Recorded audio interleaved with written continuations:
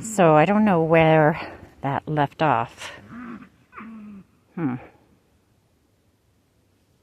Yeah, I'm not sure where that left off, but so at around 11:30, I think we called the 911 number, and Scott called them, and I was like, I don't think they're gonna help or do anything, but we may as well try.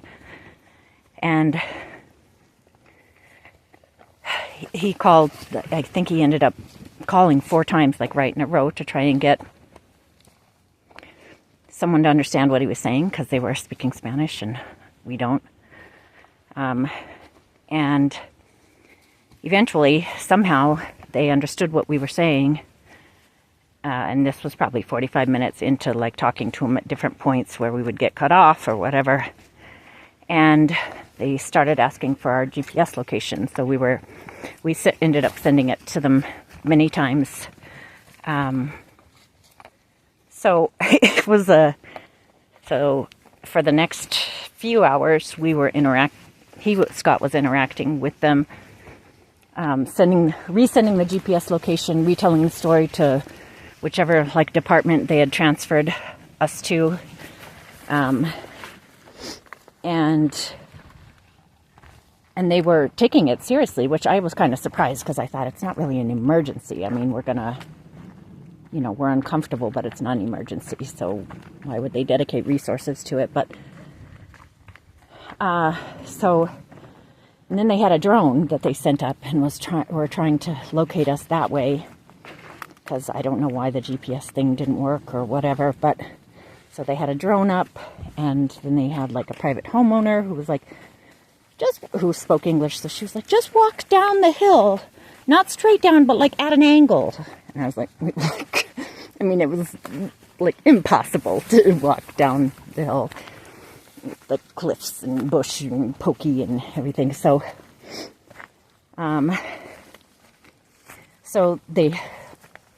we ran out of batteries, flashing our light up in the air when the drone was near us, because it finally got close enough to where it saw us. So Scott was using his last bit of batteries to run the flashlight so it could see us. Hovered around us for a while, and then that was probably at like 2 a.m. or something. I assumed that they had just kind of given up, because like we were like, how can they get us out of here? They're not going to be able to with like a car or whatever. And then when it was just the light was barely starting to happen, it was at my most miserable time, where I felt like I can't fucking do this anymore, because I was just waiting for the sun to rise, and it was taking so long. It was like 5:30 or something. We had decided that we were going to try and stand up, and it was at its coldest too, and I was shivery and my balance was off, and so we stood up, and right when we stood up, I heard, Scott! I heard someone yell his name, and then we yelled back, and then we heard a person say, I'm coming to get you! So we were in disbelief, obviously.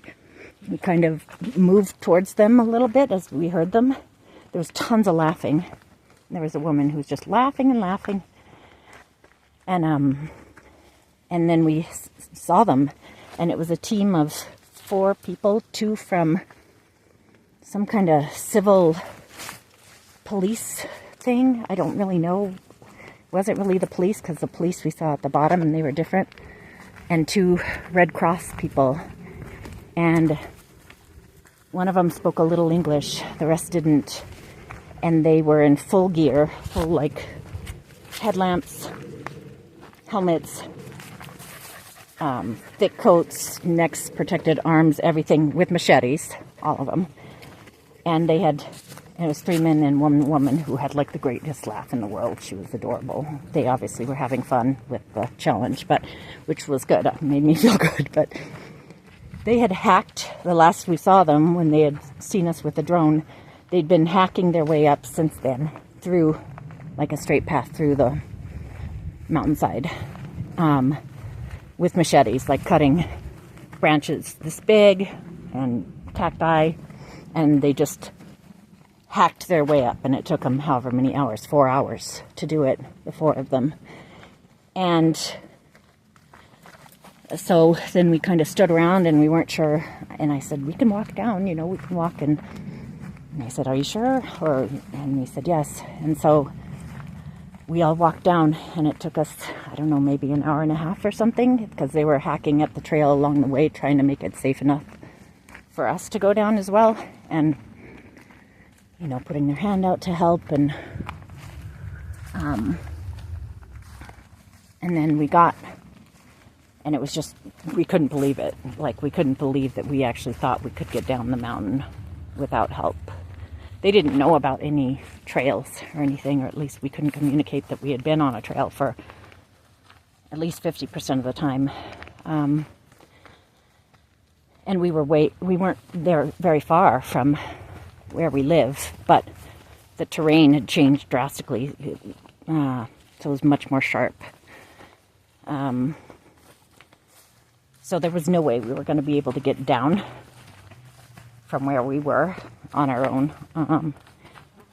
And when we got down to the bottom, there was like all the teams of emergency rescue people, all looking super chill and psyched. Not psyched about us, just like hanging out together, laughing and stuff. They didn't seem that, they didn't pay much attention to us, which was great, because I didn't want to feel as stupid as we had been for doing that. They just seemed to be like happy being on the job together. It was like the firemen and the EMTs and the policemen and the Red Cross and this other police service agency thing. All there hanging out together, freshly scrubbed, all in their awesome uniforms, laughing their asses off, having a great time. And they just kind of, went through a few paperwork things with us and checked our vitals and stuff like that. And then put the dogs in the back of a police truck and us in the front of the police truck, and drove us to the house, which was like, I don't know, an eighth of a mile away. And that was it. And we got home and have been just mind-boggled ever since, because it just does not even seem real. It was so exciting and interesting, and we weren't in danger, Mom. I mean, we could have been had that been our second night there, but since we hadn't been without water for that long,